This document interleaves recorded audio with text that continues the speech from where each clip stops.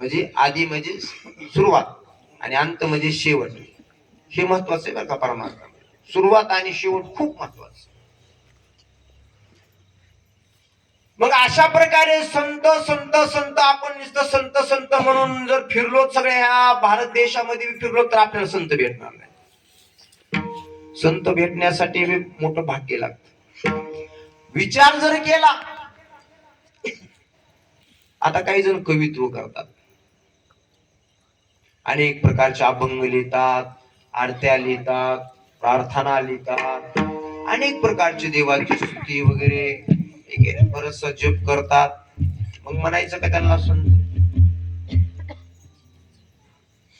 करिता कवित्व नवती ते संत करिता कवित्व, संताची ती आप्त नवती संत, येते नाही वेश सरते आडनाव, निवडे घाव डाव व्हावा अंगे. मग तशा प्रकारचे संत बघा, त्यांना कवित्व ऐका ना, कवित्व केलं म्हणजे काही संत झाला असं नाही. बरेच जण समाजामध्ये बघा कवित्व करतात, त्यांना संत म्हणायचं का नाही? कोणाला म्हणायचं संत नेमकं? संत तोची जाना जगी,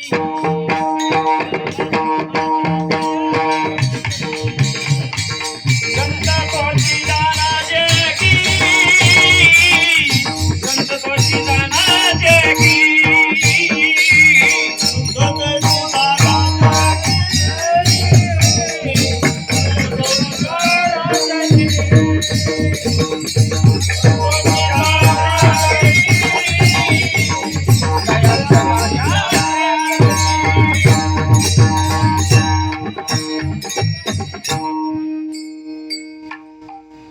कारण तुम्ही म्हणायला चाल छान, पण तुमच्यापाशी माईक पाहिजे. माईक असेल तर सर्वांना ऐकू जाईल ना.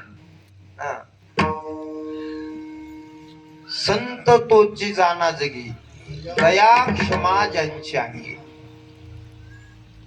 तेची संत ज्यांचा हेत विठ्ठली, नेनती काही टाना टोना, नामस्मरणा वांसुनी. हा एक दृष्टांत देतो. एक राजा होता आणि त्या राजाला सतत मुलीच व्हायच्या. पहिली मुलगी झाली, दुसरी झाली, तिसरी झाली, चौथी झाली, 5वी 6वी 7वी 8वी 9वी 10वी 11वी मुलगीच, 12वी बी मुलगीच, 13वी बी मुलगीच, 14वी मुलगीच, 15वी मुलगीच, अशा जवळजवळ 16 झाले. 17व्या वेळेस आता काय 17वां आता 17. मग 17व्या वेळेस आता राजानं सांगितलं, जर आता तुला जर मुलगी झाली तर म्हणले तुझे काही खरं नाही. म्हणले आता कुणाला सांगितले? राणीला, राजे साहेबांना, तुझे काही खैर नाही.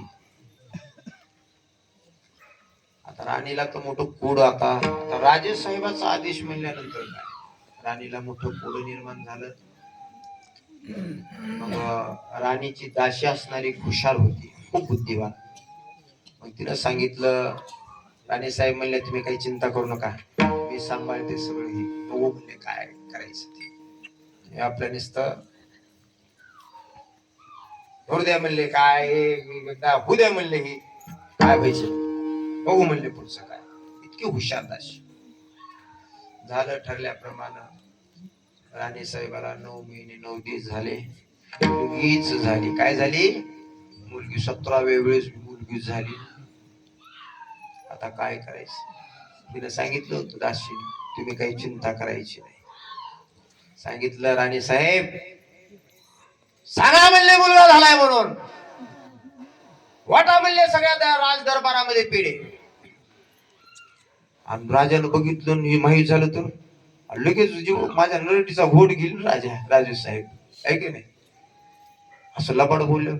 तुम्ही सांगा म्हणले, आणि एक सांगा म्हणले राजे साहेबाला निरोप द्या लगेच म्हणले. आता शिपायाचे असते, जोपर्यंत उपवर हा मुलगा होत नाही तोपर्यंत राजानं त्याचं तोंड बघायचं नाही. विठाला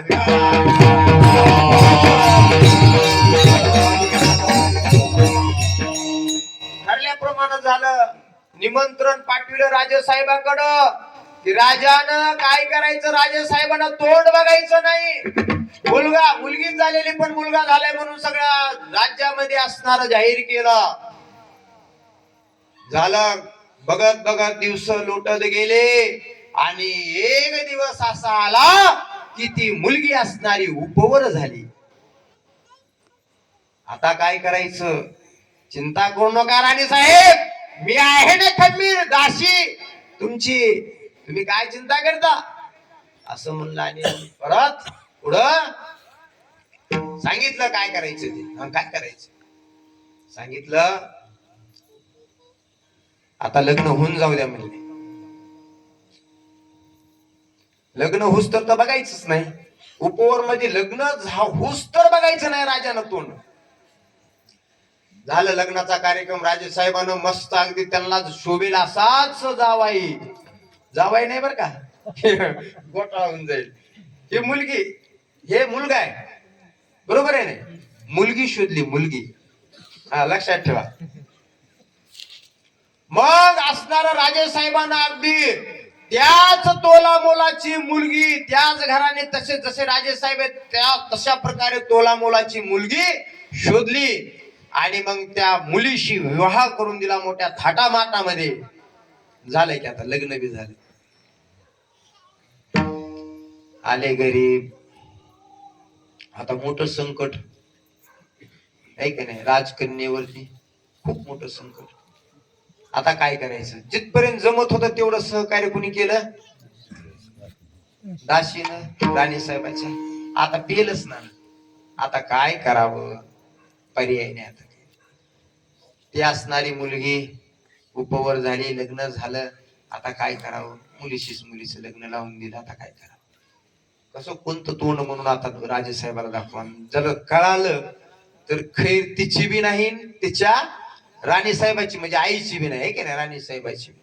म्हणून न काही सांगता, कोणालाच न काही पत्ता लागू देता, रात्रीच्या वेळेस 12च्या नंतर एक मस्त पैकी असणार एक नाही साड्या वगैरे, साड्या बांधून मागच्या गच्चीहून उडी मारून घोडा वगैरे, एका दाशीला सांगितलं त्याच की घोडा वगैरे तयार ठेवला आणि गेली वनामध्ये.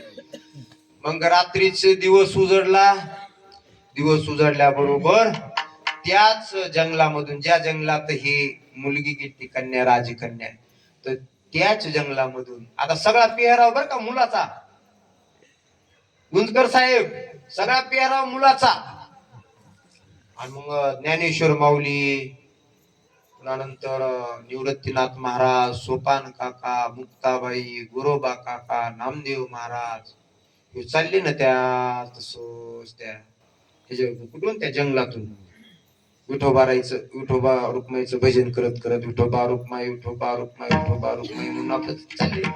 हे गजर ऐकू आला बरं का, विठोबा रुक्माईचा जप ऐकू आला. कोणाला?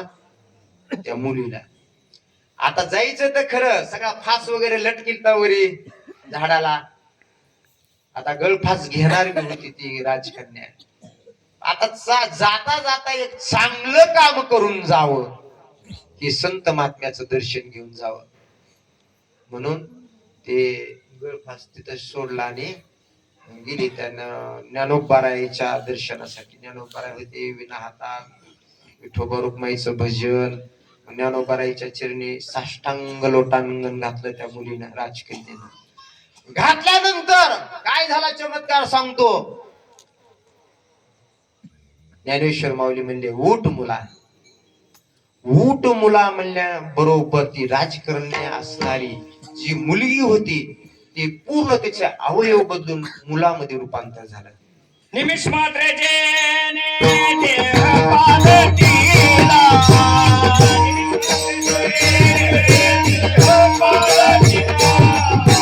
निमिष मात्र जेने देह पालटीला.